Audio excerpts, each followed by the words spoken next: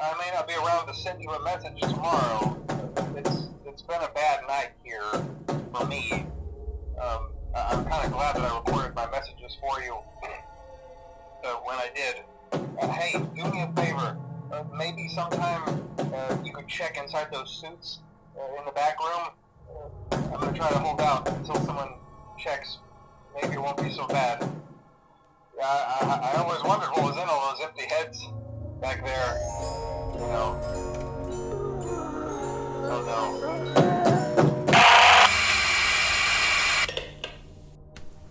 Solving the mysteries of the estranged Five Nights at Freddy's universe has been difficult. Some of the things that have been said don't even make sense, and a lot of them have been repeated numerous times.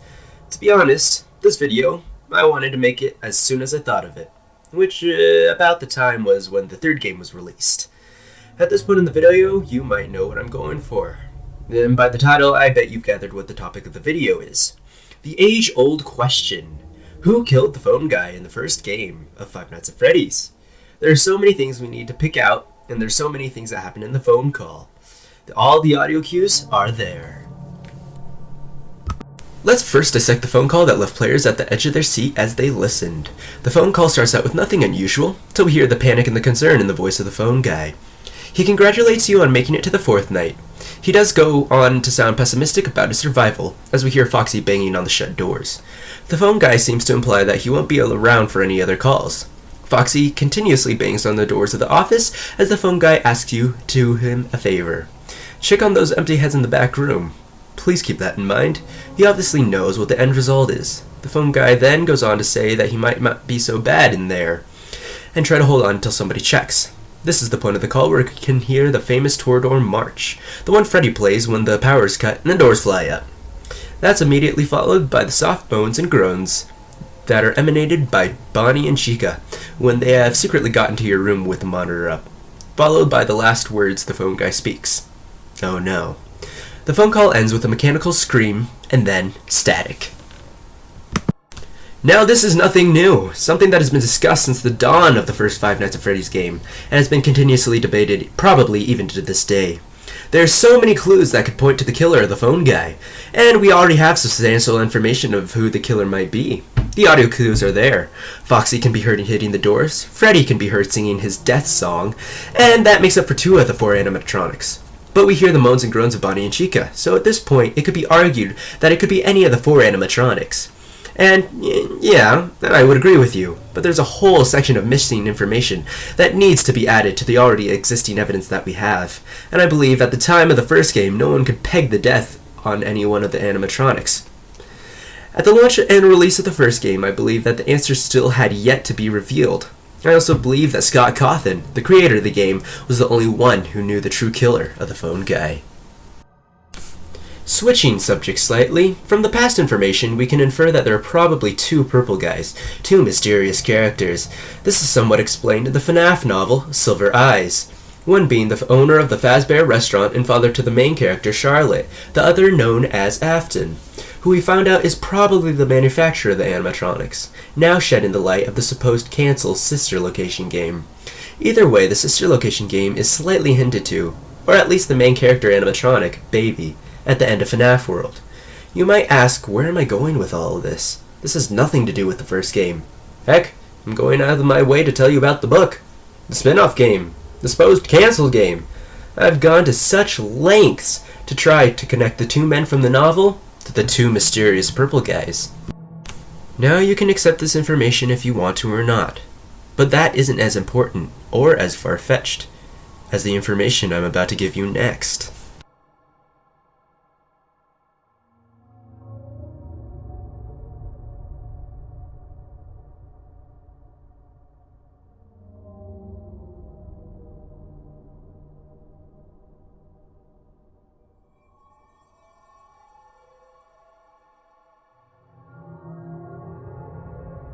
Now you might be asking yourself, and me, how do these events connect to the death of the phone guy? And how does this all connect to the first game? Five Nights at Freddy's 3 and 4 might have been taken place in a different era. We already know that Five Nights at Freddy's 2 was a prequel, and you might be asking, Nathan, where are you going with all this? And yeah, that's a valid question. All the information we have comes from the first game and the audio. I mean, that's all we have. I think we have to take into consideration some more information, not just the audio or a phone call. I think we have a flashback on what happened to the phone guy on that fateful night. We already know that the phone guy never actually calls you, not even once. They're all pre-recorded messages, except in the case of Five Nights at Freddy's 2. In the first game, the messages sound personal to you, but in actuality, they could apply to anybody who sits in that office chair. As I said before, the second game's phone calls were the most recent, and the events were happening as you play the game. Where I mean the events were happening in the game, timeline during the second game were relevant to the phone calls. And where the phone calls in the second game seemed like the events were mentioned, were hinted to a while ago. As people have already figured out, the first game takes place in the year 1991 and refers to a few other events that took place a couple of years earlier, where the second game takes place in the year of the bite of 87, in 1987, and describes all the events as they happen. There is mention of one more birthday party that has you take the last shift that you have at working the night shift. After watching the fourth installment of the Five Nights at Freddy's game, we can connect the two, the final birthday party and the final shift that you have at this night guard, before the phone guy says he'll be taking your place as the night watchman. Which makes sense. If we're going on the information that I've given about the phone guy being one of the purple guys, we even see this in the game, as one of the Easter eggs Scott threw in showing the purple guy putting the head over one of the animatronics. That falls in line with the story as well. Now, if the purple guy, or phone guy, then takes the night shift, that puts him in the position that he is in the first game. And he, being the day shift guard before that, would put him in the position of being a witness of the bite of 87. Perhaps that's why he speaks of the bite in the way that he does. Now that I have solidified the identity of the phone guy, we can move back to the murder, the death of him. This information goes back, I guess, or even jumps to the events that happens in Five Nights at Freddy's 3. Springtrap, being the only animatronic in the game, is daunting. But this is what the mini-games and the recorded training tapes that are given to you are the nail in the coffin to this. The training tapes go over the spring-lock animatronics and the hazards that go on along with them. The invisible rooms that are invisible to the animatronics that are put in the map that no one else can see. On rare occasions, these few images will pop up when you boot up FNAF 3. As you can see, there's someone inside. There's no question. My argument is that this is the phone guy from the first game, and this is the way that he died. Before you start yelling in the comments about how wrong I am and how off my rocker I am, how about you listen to this?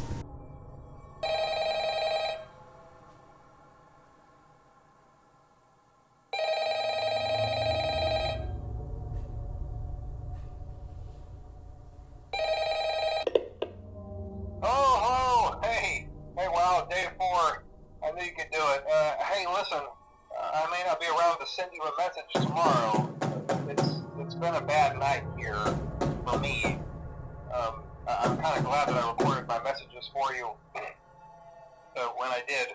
Hey, do me a favor. Maybe sometime you could check inside those suits in the back room. I'm going to try to hold out until someone checks. Maybe it won't be so bad. Yeah, I always wondered what was in all those empty heads back there. You know. Oh